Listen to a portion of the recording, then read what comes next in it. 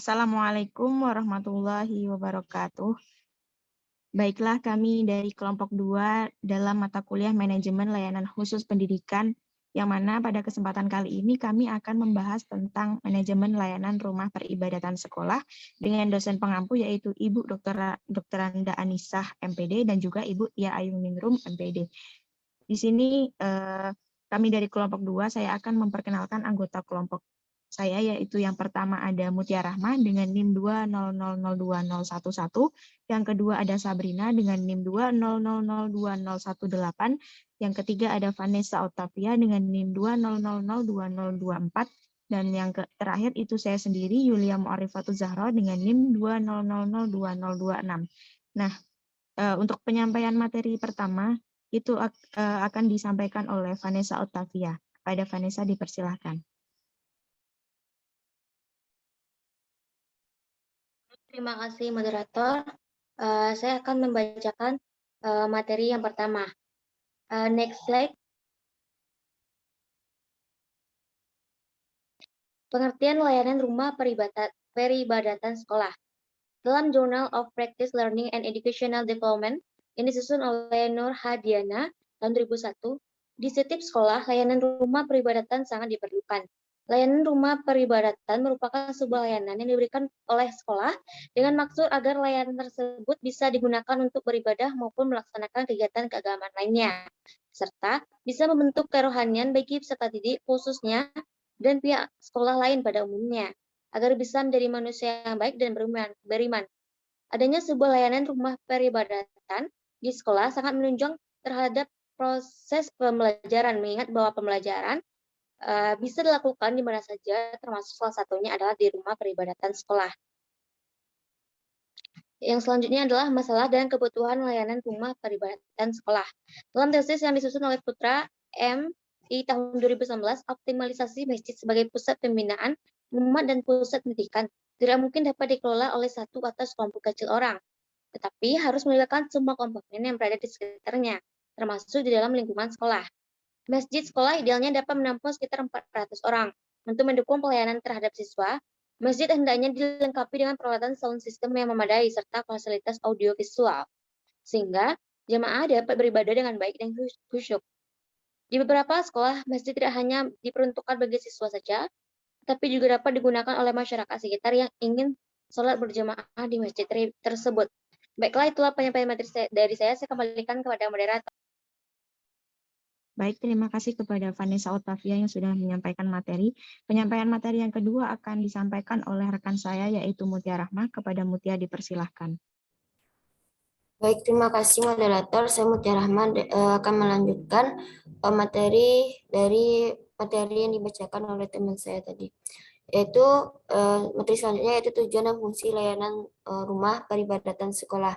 Dalam tesis yang disusun oleh Putra MI tahun 2019, fungsi masjid ialah sebagai berikut. Yang pertama yaitu sebagai tempat ibadah.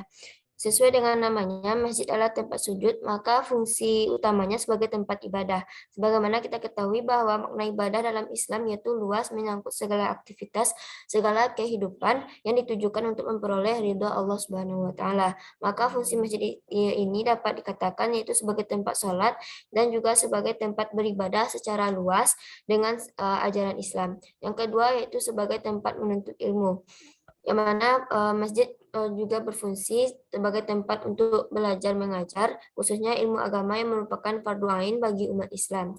Yang ketiga yaitu sebagai tempat pembinaan jamaah, yang mana dengan adanya umat Islam di sekitarnya, masjid berperan dalam mengkoordinir guna menyatukan potensi dan kepemimpinan umat. Selanjutnya, umat yang terkoordinir secara rapi dalam organisasi takmir masjid dibina keimanannya, ketakwaannya, ukhuwah Islamiyahnya, dan dakwah Islamiyahnya, sehingga masjid menjadi basis umat yang kokoh, yang tampak sebagai pusat dakwah dan kebudayaan Islam. Masjid merupakan jantung kehidupan umat Islam yang selalu berdenyut untuk menyebarluaskan dakwah Islamiyah dan budaya Islam juga, di mana masjid ini direncanakan, diorganisasikan, dikaji, dilaksanakan, dan dikembangkan dakwah dan kebudayaan Islamnya yang menyahuti kebutuhan masyarakat. Karena itu masjid berperan sebagai sentral aktivitas dakwah dan kebudayaan Islam. Yang kelima itu sebagai pusat kaderisasi umat, yang mana sebagai tempat pembinaan jemaah dan kepemimpinan umat, masjid memerlukan aktivitas berjuang menegakkan Islam secara istiqomah, patah tumbuh hilang berganti. Karena itu pembinaan kader perlu dipersiapkan dan dipusatkan di masjid sejak mereka dari kecil sampai dewasa. Materi selanjutnya itu dalam jurnal Simpson yang disusun oleh Darmawan IPA tahun 2014, peran gereja dalam pendidikan nasional, yaitu ada dua peran. Yang pertama, peningkatan mutu guru, yang mana maksudnya dalam mengisi pendidikan nasional, gereja dapat berperan dengan turut mencerdaskan kehidupan bangsa dan meningkatkan kualitas manusia seutuhnya. Dalam hal ini, gereja dapat terlibat meningkatkan kualitas manusia melalui peningkatan mutu guru. Untuk mencerdaskan kehidupan bangsa serta meningkatkan kualitas manusia, kualitas guru harus terus-menerus ditingkatkan mutunya. Yang kedua, perannya yaitu penyelenggaraan sekolah. Gereja dalam pendidikan nasional berperan dalam penyelenggaraan pendidikan yang bermutu, baik di dalam maupun di luar gereja itu sendiri. Pendidikan dalam gereja merupakan kewajiban yang tidak dapat disangkali oleh gereja, tetapi dalam rangka turut serta memajukan pendidikan nasional, gereja dapat berperan dalam menyelenggarakan sekolah yang berkualitas. Baiklah, cukup sekian penyampaian materi dari saya kembalikan ke moderator. Terima kasih saya ucapkan kepada Mutia Rahma yang sudah menyampaikan materi. Nah, untuk materi selanjutnya akan saya sampaikan sendiri, yaitu mengenai perencanaan program layanan rumah peribadatan sekolah. Dalam artikel pendidikan tahun 2019, tanpa adanya sumber belajar yang memadai, itu akan sulit mewujudkan proses pembelajaran yang outputnya itu berfokus pada tercapainya hasil belajar yang optimal. Secara lebih jauh ditelusuri tentang sumber belajar, maka dalam Undang-Undang 1945 terdapat kalimat mencerdaskan kehidupan bangsa yang asumsinya itu adalah diperlukan sistem belajar yang sistematis maupun komprehensif dengan memahami dan menganalisis pelajaran secara akurat, sehingga hasil belajar akan terwujud dengan tertumpu pada pemberdayaan minat belajar yang pada akhirnya itu mampu meningkatkan kualitas ilmu pengetahuan siswa baik dalam akademik maupun di depan publik. Salah satu bagian dari sumber belajar ini sekaligus menjadi sarana layanan khusus adalah tempat beribadah, yang mana tempat beribadah merupakan unit kerja yang mengumpulkan, menyatukan, saling kenal mengenali untuk para pemakainya atau penikmatnya, di mana yang memanfaatkan tempat beribadah ini adalah masyarakat, mahasiswa, guru, dan lain-lain. Slide selanjutnya. Selanjutnya saya akan menyampaikan materi yaitu terkait pelaksanaan program layanan rumah peribadatan sekolah dan juga kaitannya dengan peningkatan keefektifan tujuan pembelajaran. Pelaksanaan programnya yaitu yang pertama ada program masjid di sekolah. Adapun program masjid di sekolah ini secara umum terdiri dari program harian, program mingguan, bulanan, tahunan, dan juga insidental. Berikut adalah uraian kegiatan dari masing-masing program, yaitu yang diantaranya yang pertama ada program harian, yang kedua ada program mingguan, yang ketiga ada program bulanan, yang keempat itu ada program tahunan, dan juga yang kelima ada program insidental. Nah, dalam program harian ini yang pertama itu ada agenda zuhur, yaitu satuan kegiatan untuk mengisi waktu zuhur dengan rohani seperti tilawah Quran, tausiah, sholat zuhur berjamaah, dan lain sebagainya. Yang kedua ada program masjid bersih, yaitu program kegiatan yang mengupayakan piket kebersihan masjid. Yang kedua ada program mingguan, yang mana itu ada media education, adalah program yang dirancang untuk pengembangan tarbiyah dan keilmuan Islam. Yang kedua ada media artistik, yang mana adalah program dakwah Islamiyah dengan menggunakan media seni, yakni dalam hal ini adalah nasyid untuk sebuah ekspresi dan juga visualisasi seni Islam. Yang ketiga ada program bulanan, yang mana dalam program bulanan ini ada bedah buku. Adalah kegiatan yang diadakan oleh masjid sekolah untuk memberikan informasi maupun pengetahuan mengenai buku yang bernuansa Islami maupun yang lainnya, yang bertujuan untuk meningkatkan pengetahuan serta mempertebal iman siswa.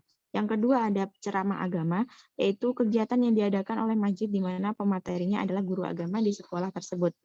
Yang keempat ada program tahunan, yang mana program tahunan ini yang pertama ada Ramadan berprestasi, adalah kegiatan semarak Ramadan yang disetting untuk mempertajam ketakwaan kepada Allah. Yang kedua ada istighosah bersama menjelang UAN, adalah kegiatan yang diadakan oleh sekolah, yakni berdoa agar siswa diberi kemudahan dalam menghadapi ujian akhir nasional. Yang ketiga ada peringatan Hari Besar Islam atau PHBI, yaitu yang mana kegiatan yang diadakan untuk memperingati Hari Besar Islam, misalnya seperti Isra Mi'raj, Maulid Nabi, dan lain sebagainya. Yang kelima itu ada program insidental, adalah program atau kebijakan yang diambil jika di suatu saat ada hal-hal yang insidental dan menyangkut wilayah Islamiyah, maka diadakan sebuah langkah kerja atau aplikasi, yang mana bentuk aplikasinya itu berupa penggalangan dana, kemanusiaan, dan juga bencana alam, dan juga kegiatan yang tidak direncanakan sebelumnya. Baik, terima kasih. Itu saja penyampaian dari saya. Selanjutnya untuk penyampaian materi tentang tata tertib layanan peribadatan sekolah akan disampaikan oleh rekan saya, yaitu Sabrina. Kepada Sabrina dipersilahkan. Baiklah, terima kasih moderator. Di sini saya akan melanjutkan materi mengenai tata tertib layanan peribadatan sekolah. Dalam tata tertib peserta didik Sekolah Islam Al-Fatah Payakumbuh tahun pelajaran 2015-2016, bab 7 pasal 24 yaitu tata tertib dan adab di musalah sebagai berikut. Yang pertama yaitu memperhatikan adab-adab umum di musalah. Yang pertama, membaca doa menuju masjid, menjawab ketika mendengarkan azan dan membaca doa setelahnya. Yang ketiga, sudah dalam keadaan berwudu dan berpakaian rapi, masuk musalah dengan kaki kanan dan membaca doa masuk masjid, dan keluar dengan kaki kiri dengan membaca doa keluar masjid. Yang selanjutnya itu melakukan sholat tahiyatul masjid, zikir, dan tilawah. Selanjutnya menghindari pembicaraan yang tidak perlu dan membuat gaduh. Tidak diperkenankan tidur di masjid pada waktu melakukan aktivitas. Dan selanjutnya menjaga ketenangan dan kebersihan masjid dan sekitarnya. Yang kedua yaitu tata tertib ketika akan melaksanakan sholat, yaitu datang ke masjid paling lambat 5 menit sebelum azan, membaca Al-Quran atau buku bacaan yang bermanfaat, dan selanjutnya membaca zikir setelah selesai sholat wajib berjamaah.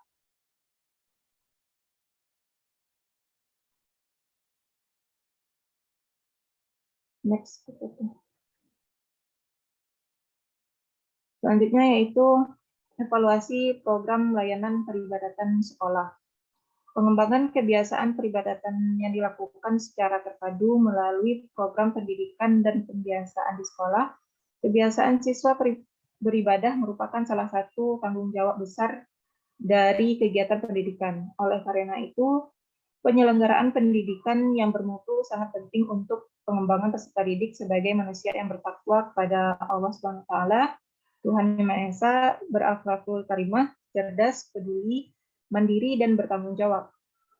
Masjid, musala, atau tempat ibadah lainnya merupakan wahana untuk meningkatkan keimanan dan ketakwaan terhadap Allah Subhanahu wa Ta'ala, dan selanjutnya membentuk perilaku hidup berdasarkan agama yang dianutnya, yang pada akhirnya menghasilkan derajat manusia yang sehat, jasmani, dan rohani secara optimal.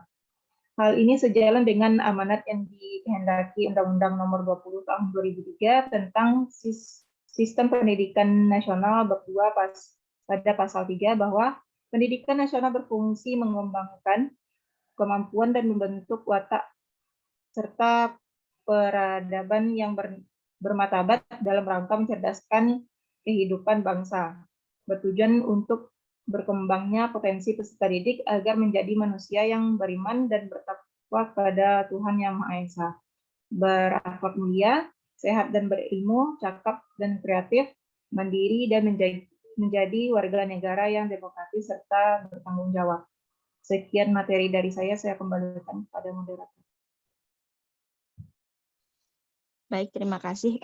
Saya ucapkan kepada Sabrina yang sudah menyampaikan materi terakhir. Baik, terima kasih rekan-rekan saya yang sudah menyampaikan materi. Mungkin itu saja presentasi dari kelompok 2, yang mana kami itu membahas tentang manajemen layanan rumah peribadatan sekolah. Apabila ada salah kata dari saya dan juga rekan-rekan semua, saya mohon maaf. Saya akhiri. Wabillahi taufiq wal hidayah. Wassalamualaikum warahmatullahi wabarakatuh.